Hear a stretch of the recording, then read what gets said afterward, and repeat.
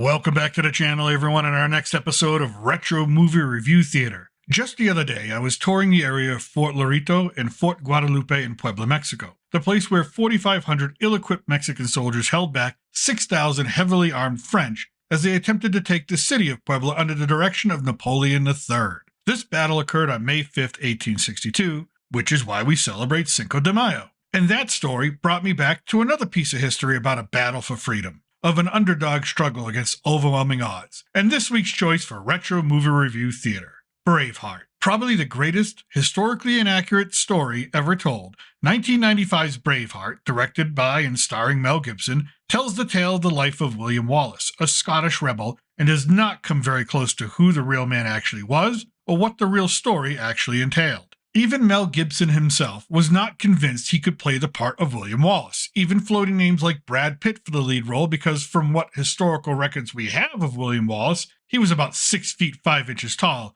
and about 230 pounds. Gibson does not even come close to that height at just under 6 feet tall and definitely does not have the muscle mass of someone of Wallace's size. But eventually Gibson did agree to play the part as well as direct the film, for which he won the Academy Award, and the film itself took home the Best Picture honors. On a side note, because of the long commitment for Braveheart, Gibson had to turn down the opportunity to play James Bond in GoldenEye, giving Pierce Brosnan the role of his lifetime. As with many of the films on this playlist, Braveheart is not without controversy or danger, much of it coming this time from the director and star himself. The film portrays William Wallace as a warrior poet, an inspirational figure who led all of Scotland in a fight for freedom against the tyranny of Edward the Longshanks, as well as for retribution for the execution of his wife and one true love. This is an epic film with massive battle scenes. It's bloody, violent, but also filled with incredibly well-written characters such as Stephen, the insane Irishman, Princess Isabel, played by Sophie Marceau, and Robert the Bruce, played by Angus McFadden, who, along with Prince Edward, played by Peter Hanley, caused a great deal of controversy for different reasons. First off, a lot of Scottish citizens who saw the film took exception to the way in which Robert the Bruce, a Scottish hero, was portrayed, almost as if he was a traitor to his own people, which could not be farther from the truth. And second, the character of Prince Edward, future King of England, was way more problematic. In 1991, 4 years before the film came out, Gibson was accused of homophobia because of some off-color remarks he made during an interview with a Spanish magazine. So, when in 1995 the film Braveheart presents this royal character as a very effeminate homosexual, and with that, scenes where he is physically abused by his father, and then a scene where his inferred male lover is thrown from a tower window to his death, Braveheart and Gibson were once again accused of homophobia and inciting violence against the LGBT community. Gibson refused to apologize for this controversy in a 1995 interview with Playboy magazine while promoting the movie. However, in January of 1997, while filming Conspiracy Theory, he did agree to host a summit of representatives for gay rights, the organization of GLAAD,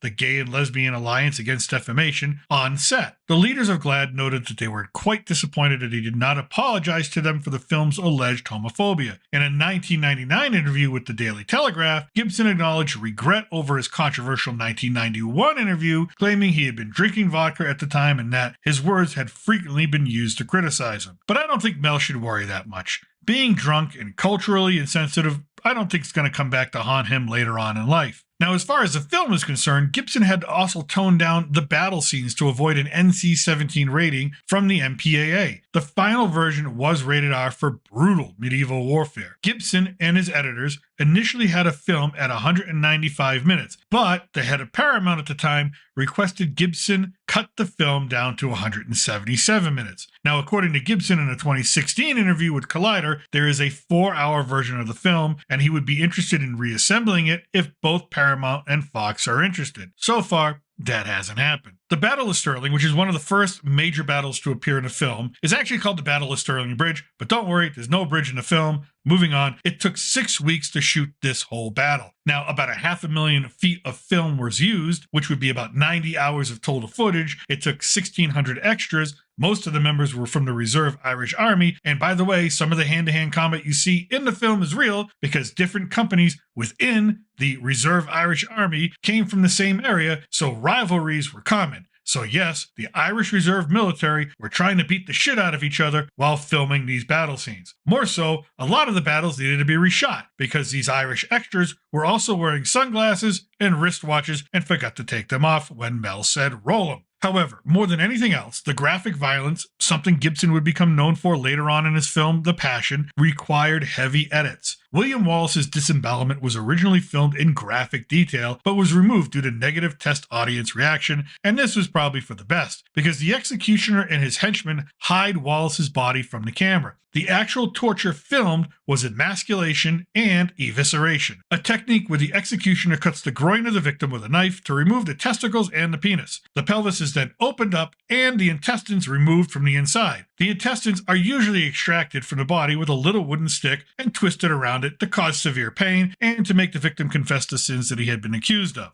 And if you think that's as bad as it can get, during this final scene, Wallace is hung by a noose. Gibson ended up really hanging himself. The harness he was wearing to keep him safe malfunctioned. He had to be cut down. Gibson recalled, "I remember waking up with all these people standing over me." Like him or not, as a director and as an actor, he went to extremes to get the film he wanted. And what a film we got in the end. We can argue the merits of historical accuracy all day long with any number of films throughout history. When talking about Braveheart, what we get is a film that has cemented its place in pop culture history. It was only nominated by the Academy for Best Picture. No other major film organization gave it that honor, but it remains on most critics' top 100 American films to see before you die list. And it can't be overlooked that Wallace's signature speech to his troops when he declares Scottish freedom is one of the most quoted, parodied, and referenced film soliloquies in modern cinema. And whether you are bothered by the history or not, one thing is for certain for anyone who watches Braveheart, it is a film that is beautifully written, beautifully shot, magnificently acted,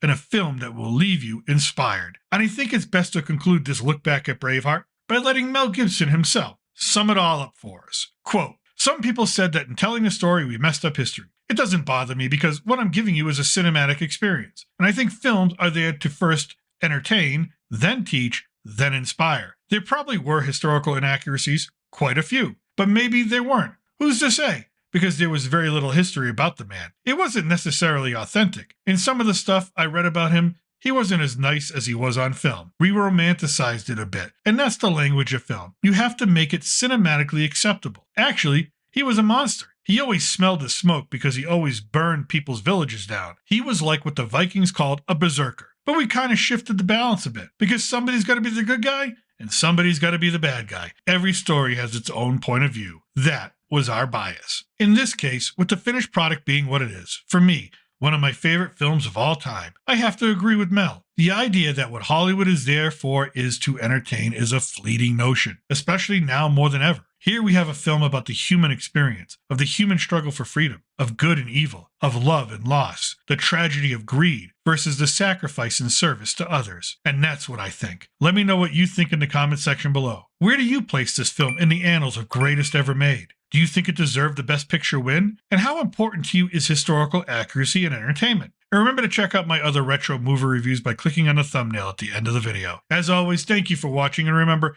I'm still your reluctant gringo, and from south of the border, salute and a huevo.